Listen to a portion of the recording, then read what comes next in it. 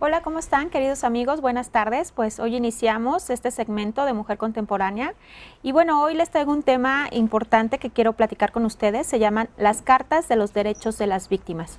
Y este tema es fundamental, habla de los derechos fundamentales de las víctimas.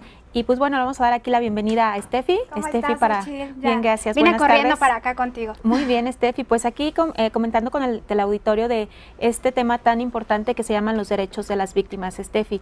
Y fíjate que quiero puntualizar en ese sentido que no hay que poner como estereotipos en el hecho de víctimas, ¿no? Sí hay que separar muy bien los roles de las víctimas, porque en un proceso penal una víctima puede ser desde testigo hasta la parte ofendida o la parte aquerellante, Steffi.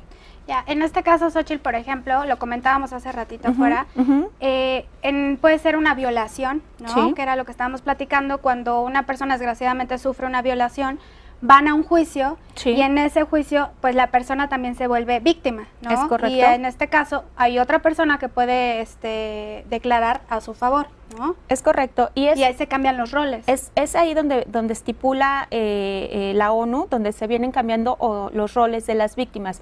No nada más el poder decir es una víctima en un sentido, en un juicio, sino un testigo es también una víctima de un acto jurídico.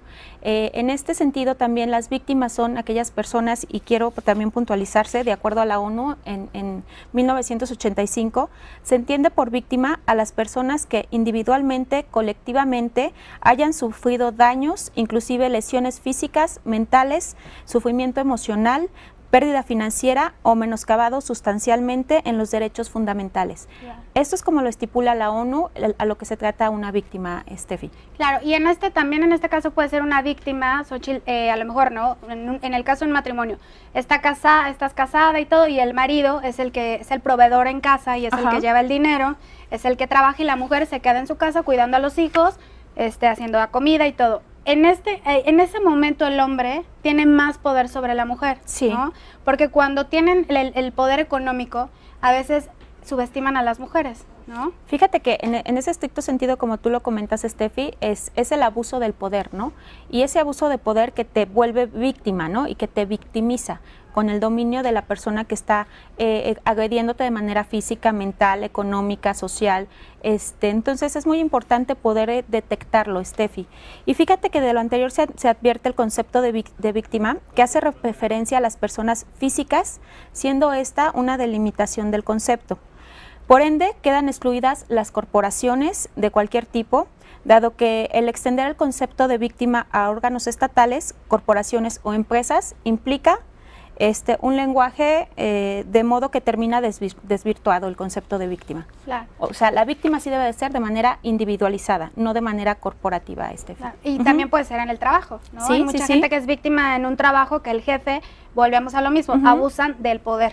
Es correcto. Y fíjate, Steffi, que de acuerdo a las declaraciones sobre los principios fundamentales de justicia para las víctimas y delitos, el abuso del poder, a lo que tú te referías hace unos momentos, de organizaciones de Naciones Unidas, detecta estas cuestiones de víctimas y se adecúan a los procedimientos judiciales y administrativos a las necesidades de las víctimas. Es decir, a estas víctimas dentro de las cartas de los derechos se les informará a las víctimas cuál ha sido su papel y sus alcances, el desarrollo cronológico del procedimiento y la marcha de las actuaciones, así como la decisión de las causas y específicamente cuando se trate de delitos graves y cuando hayan solicitado esa información, permitiendo que las opiniones y las preocupaciones de las víctimas sean presentadas y examinadas en etapas apropiadas de las actuaciones que estén en juego sus intereses. Claro. Y hay una parte, Xochitl, penal, ¿no? Sí. En donde defienden a la persona, ¿no? Sí, es correcto. En donde uno puede acudir ahí también para que uno declare todo esto. ¿Qué ley realmente te protege? Fíjate que en la legislación de aquí del país todos tenemos derecho a un defensor de oficio, Steffi, y cualquier persona que no esté a su alcance tener un abogado, bueno, el defensor de oficio te lleva el trámite de manera gratuita, del orden familiar, del orden penal, de algunos estrictos tienes que hacer algunos exámenes para poder ver que no estés abusando de este servicio, ¿no? Exámenes socioeconómicos, por ejemplo, y bueno, el Estado tiene la obligación de pagar un defensor de oficio. Las defensorías de oficio están facultadas para llevar los trámites de manera gratuita, Estefi. Que por cierto, ese va a ser tema del siguiente segmento. Vamos a hablar de la defensoría de oficio, me parece que es interesante para las mujeres, Estefi. Y bueno, dentro también de estas cartas de derechos de las víctimas, Estefi, está que también deben ellas de poder tratar activamente en cualquier parte del proceso que estén llevando judicialmente, por lo que se debe de garantizar ser escuchada, impugnar ante la autoridad judicial las omisiones y las investigaciones de los delitos, interponer recursos contra las resoluciones que menoscaben los derechos y particularmente aquellas que pongan fin a un proceso penal.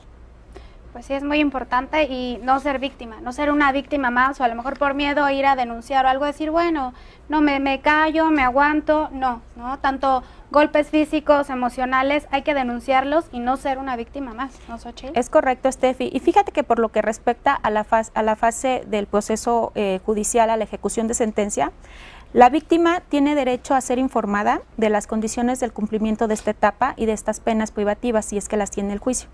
Y bueno, y para las audiencias donde se modifiquen las mismas, asimismo, los familiares de las víctimas deberán tener pleno acceso a la capacidad de actuar en todas las etapas de las instancias de los juicios, Estefi.